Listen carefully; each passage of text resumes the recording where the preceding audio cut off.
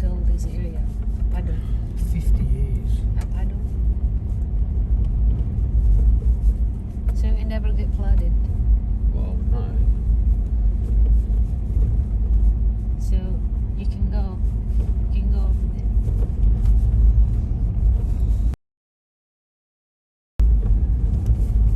This house is literally surrounded with seawater. Now that's surprising how it doesn't get flooded or overflowed. Overflowed? Is that the right word?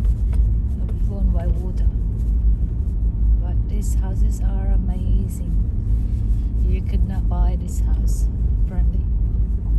Only pass on to the family.